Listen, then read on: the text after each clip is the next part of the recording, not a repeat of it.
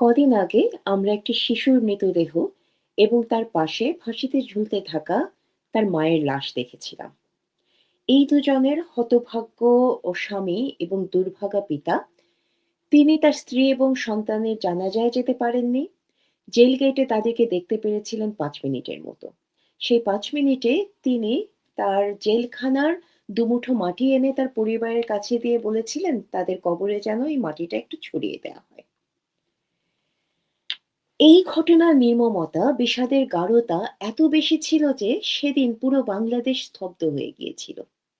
একটি মৃত শিশু এবং তার মৃত মা আমাদেরকে এমন একটা আয়নার সামনে দাঁড় করিয়ে দিয়েছিল, যে আয়নার সামনে দাঁড়িয়ে আমরা দেখতে পাচ্ছিলাম যে আওয়ামী লীগের ওপর যে এই যে ভয়াবহ নির্যাতন, আওয়ামী লীগের ওপরে এই সরকার এবং বিএনপি জামাতের যে ক্রোধ, যে কুৎসিত রূপটা নিয়েছে, সেই কুৎসিত রূপের প্রতিবাদ করতে না করতে করতে আমরা নিজে আজকে কুৎসিত হয়ে দাঁড়িয়েছি।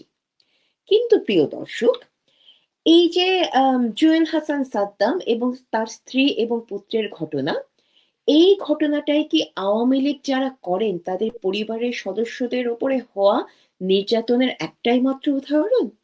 আওয়ামী লীগ যারা করছেন তাদের পরিবারের সদস্যরা কি বাংলাদেশের একজন নাগরিক হিসাবে তাদের যেটুকু অধিকার পাবার কথা সেইটুকু অধিকার পাচ্ছেন? না, পাচ্ছেন না। ২০২৪-এর ৫ই অগাস্টের পরে শুধুমাত্র আওয়ামী লীগ বলে নয়, শুধুমাত্র আওয়ামী লীগের সদস্যদের উপর নয়, আওয়ামী লীগ যারা করেন তাদের পরিবারের উপরেও নেমে এসেছে ভয়াবহ দুর্যোগ। বিভিন্ন বয়সের মানুষ, আবাল-বৃদ্ধ-বনিতা, তারা বিভিন্নভাবে রাষ্ট্রীয় নির্যাতন, রাষ্ট্রীয় ষড়যন্ত্রের শিকার হচ্ছেন। এমন অবস্থা হয়েছে যে যিনি আওয়ামী লীগ করতেন, যে পরিবারের সদস্যটি, তিনি মারা গেছেন। ঠিকই শুনছেন দর্শক, তিনি হয়তো মারা গেছেন, কিন্তু মারা যাবার পরেও তিনি যে আওয়ামী লীগ করতেন তার ওপরে মোহাম্মদ ইউনূস এবং বিএনপি জামায়াতের প্রতিশোধ স্পৃহা এক বিন্দুও কমেনি। কি করে কমেনি তার কিছু উদাহরণ, কিছু হতভাগ্য মানুষের সাথে আপনাদেরকে পরিচয় করিয়ে দেই। ৫ই ডিসেম্বর ২০২৪ পঞ্চগড়ের বোদা উপজেলায় কালিয়াগঞ্জে এশার নামাজ পড়ছিলেন আরিনা বেগম। এই সময় ঘরে প্রবেশ করেন কজন, যাকে খুঁজছিলেন তাকে না পেয়ে নামাজরত অবস্থাতেই আরিনা বেগমকে ধারালো অস্ত্র দিয়ে কুপিয়ে হত্যা করেন তারা। তারা কাকে খুঁজছিলেন? তারা খুঁজছিলেন যেটা আরিনা বেগমের সবচেয়ে বড় অপরাধ। তার অপরাধ হলো তার বড় পুত্র ওয়াহিদুজ্জামান অমিত, তিনি কালিয়াগঞ্জে ছাত্রলীগের প্রেসিডেন্ট, এবং এই অপরাধের কারণে নামাজরত অবস্থায় আরিনা বেগমকে নৃশংসভাবে হত্যা করা হয়।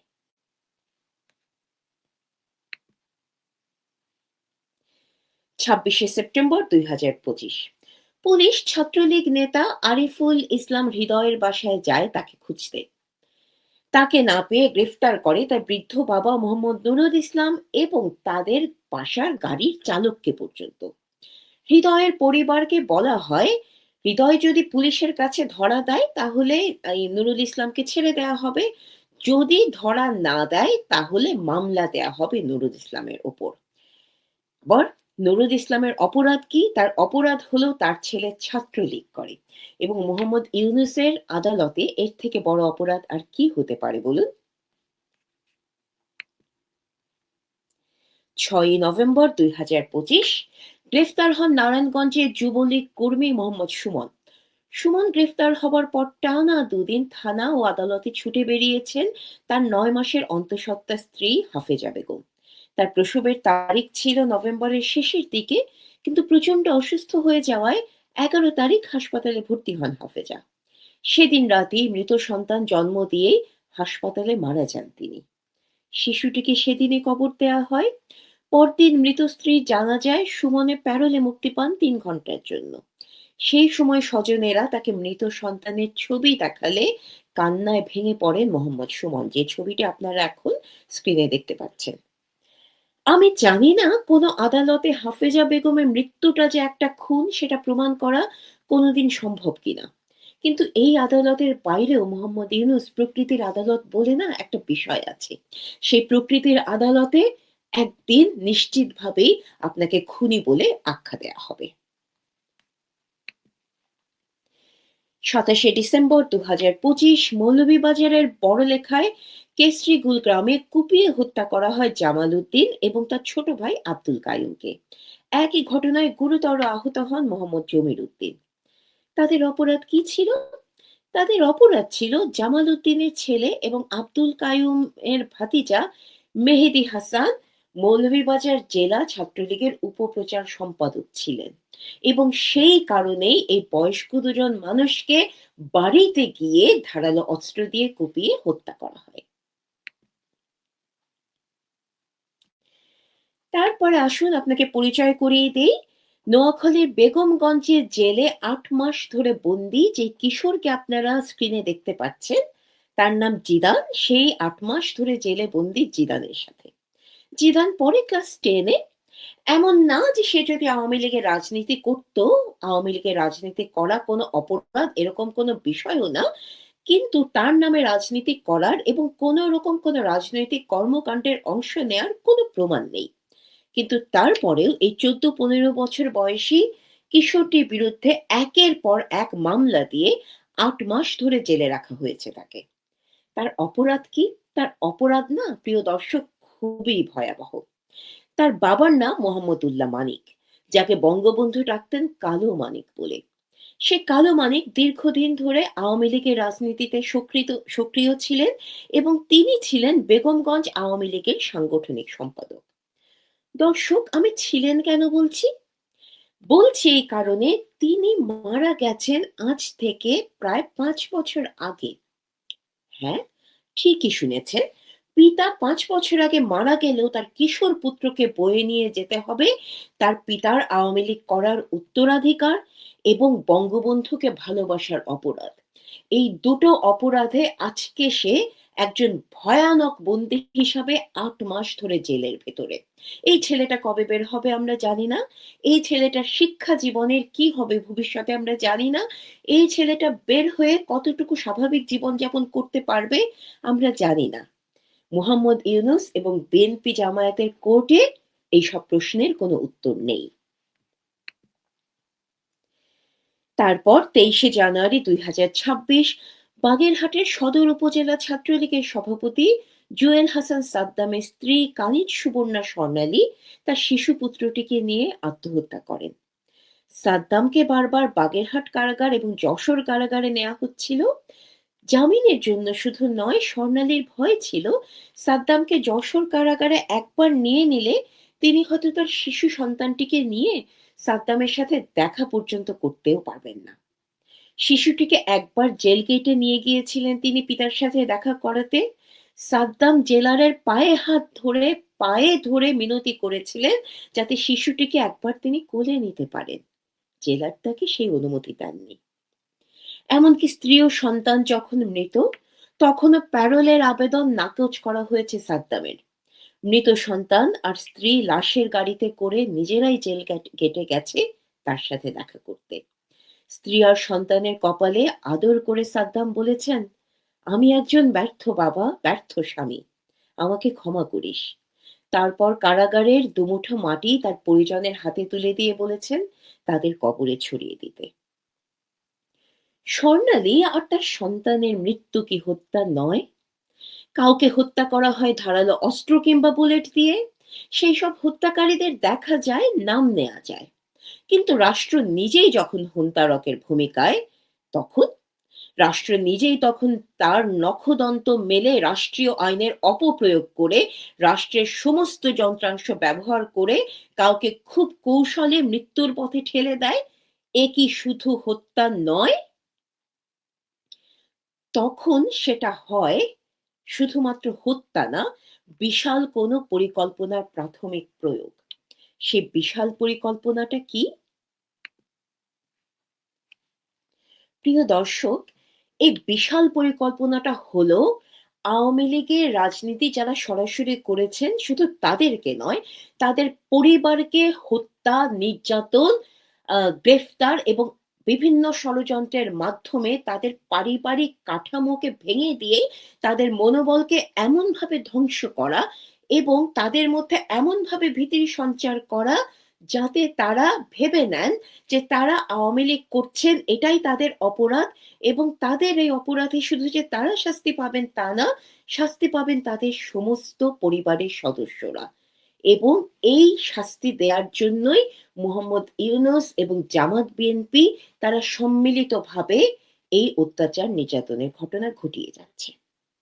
এখন এই যে তারা আওয়ামী লীগের পরিবারের সদস্যদের ওপরও এই নির্যাতনটি করছে, এই নির্যাতন কি নতুন কিছু? এর প্রয়োগ কি পৃথিবীর আগে কোথাও হয়নি? হয়েছে। তাদের এই নির্যাতনের যে প্যাটার্নটি, সেই প্যাটার্নটি রীতিমতো একটি স্বীকৃত প্যাটার্ন, যারা বিভিন্ন সময়ে এই প্যাটার্নটি বিভিন্ন স্বৈরতান্ত্রিক শাসন ব্যবস্থায় প্রয়োগ করা হয়েছে। কি করে সেটা আপনাদের সাথে একটু ভাগ করে নেই। এই বিষয়ে ট্রাভিস হির্শির একটি তত্ত্ব আছে যেটাকে বলে সোশ্যাল কন্ট্রোল থিওরি। এই তত্ত্বে বলা হয় মানুষ সমাজের সঙ্গে ৪ টি বন্ধনে আবদ্ধ থাকে। Attachment, commitment, involvement and belief. এই যে অ্যাটাচমেন্ট নামের যেই ৪ টি বন্ধনের একটার কথা বললাম, এই অ্যাটাচমেন্টের সবচেয়ে শক্তিশালী বন্ধনটি হলো তাদের পরিবার। পরিবারে আঘাত করলে একজন ব্যক্তির রাজনৈতিক বন্ধন দুর্বল হয়ে যায়, তার রাজনৈতিক মনোবল কমে যায় এবং সেই ব্যক্তি ঝুঁকি এড়াতে রাজনৈতিক কর্মকাণ্ড থেকে সরে আসে। আরেকটা যেটা খুবই জনপ্রিয় মডেল, যেটা বিভিন্ন দেশে বিভিন্নভাবে প্রয়োগ করা হয়েছে, সেটা হলো অথরিটেরিয়ান রিপ্রেশন মডেল। স্বৈরতান্ত্রিক ব্যবস্থায় ক্ষমতা শুধু ব্যক্তির ওপরেই আঘাত করে তা না, তারা আঘাত করে সেই ব্যক্তির সাপোর্ট নেটওয়ার্কের ওপর। পরিবারকে টার্গেট করা হয় কারণ পরিবার হলো একজন মানুষের শুধুমাত্র ব্যক্তিগত সুরক্ষা বলয় নয়, তার সবচেয়ে শক্তিশালী রাজনৈতিক সুরক্ষা বলয়। এই রাজনৈতিক সুরক্ষা বলয়কে যখন একদম পরিকল্পনা করে ভেঙে দেওয়া হয়, তখন সেই মানুষটি একা হয়ে যান এবং মানসিকভাবে তিনি খুবই নিঃসঙ্গ বোধ করেন। তিনি ধরে নেন যে রাজনীতির কারণেই তার পরিবার থেকে তাকে আলাদা করে ফেলা হয়েছে এবং পরিবারের কাছে থাকার তার একমাত্র উপায় বাকি আছে হলো সে রাজনীতি থেকে দূরে থাকা। আরেকটি যেটা আম এরকম মোহাম্মদ ইউনূসের ফ্যাসিস্ট শাসন ব্যবস্থা, জামাত বিএনপির স্বৈরতান্ত্রিক শাসন ব্যবস্থার মতো অন্যান্য যারা এরকম শাসন ব্যবস্থা গ্রহণ করেছেন, তাদের আরেকটা থিওরি আছে, সেটাকে বলে কালেক্টিভ পানিশমেন্ট থিওরি। এই তত্ত্ব অনুযায়ী বলা হয় যে একজন ব্যক্তিকে আমরা তখনই নিয়ন্ত্রণ করতে পারবো যখন আমরা সেই ব্যক্তির কাছের মানুষদের, পছন্দের মানুষদের, এবং সবচেয়ে বেশি সেটা জরুরি যখন আমরা তাদের পরিবারকে নিয়ন্ত্রণ করতে পারি।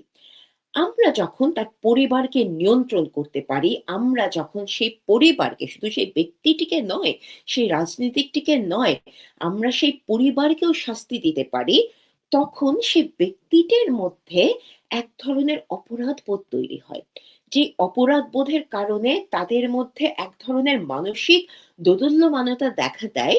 তারা ধরে নেয় যে তাদের কারণেই, তাদের রাজনৈতিক মতবাদের কারণেই তাদের পরিবার ক্ষতিগ্রস্ত হচ্ছে এবং সেই রাজনৈতিক মতবাদের কারণে তাদের পরিবার ক্ষতিগ্রস্ত হচ্ছে।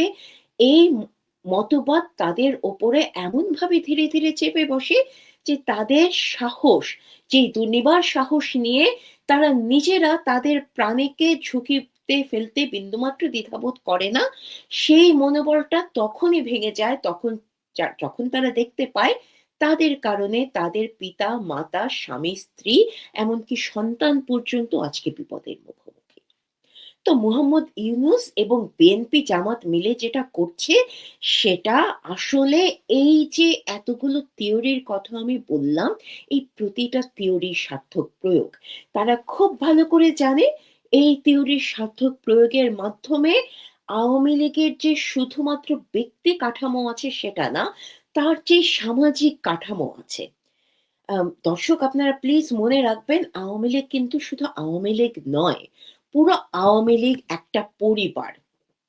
যেই পরিবারকে আওয়ামী লীগের যারা আমাদের আওয়ামী লীগের স্রষ্টারা যারা আছেন, আওয়ামী লীগকে যারা দিক নির্দেশনা দিয়ে এসেছেন, বঙ্গবন্ধু বলুন, ৪ নেতা বলুন, আমাদের শেখ হাসিনা, সবাই মিলে আওয়ামী লীগের যারা নেতাকর্মী আছেন তাদের সবাইকে পরিবারের মতো করে দেখে এসেছেন এবং এই সরকার, এই জামাত বিএনপি সরকারটি চায় তারা সবাই মিলে আওয়ামী লীগের এই পারিবারিক বলয়টি ভেঙে ফেলতে।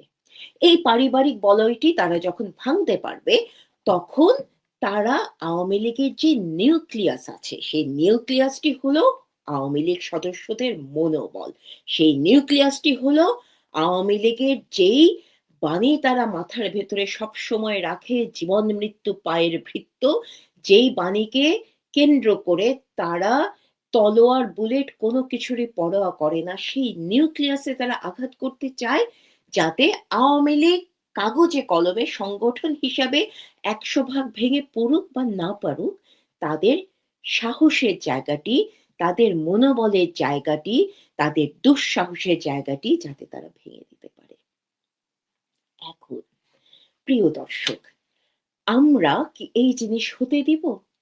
সাদ্দামের ঘটনার পরে সাদ্দামের স্ত্রী এবং তার সন্তানের প্রাণের বিনিময়ে যখন পুরো বাংলাদেশ ক্ষোভে শোকে উদ্বেল হয়ে উঠল, তখন তারা বাধ্য হলো সাদ্দামকে ৬ মাসের একটা জামিন দিতে।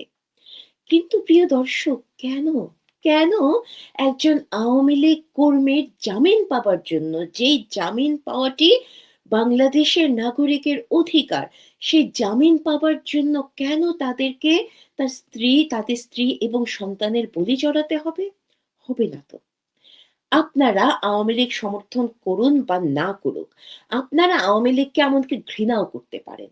কিন্তু আপনারা যদি শুধুমাত্র মানুষ হয়ে থাকেন, তাহলে আওয়ামী লীগের ওপর এবং আওয়ামী লীগের পরিবারের সদস্যদের ওপর যে নির্যাতন হচ্ছে, সেই নির্যাতনের প্রতিবাদে আজকে আপনারা যেখানেই থাকুন না কেন, এমনকি শেখ হাসিনা যদি আপনাদেরকে হুকুম দিবার নাও পারেন, আপনারা যেখানেই থাকুন না কেন, এই অন্যায়ের বিরুদ্ধে, এই অত্যাচারের বিরুদ্ধে আজকে একদম মাথা সোজা করে, মেরুদণ্ড সোজা করে দাঁড়ান।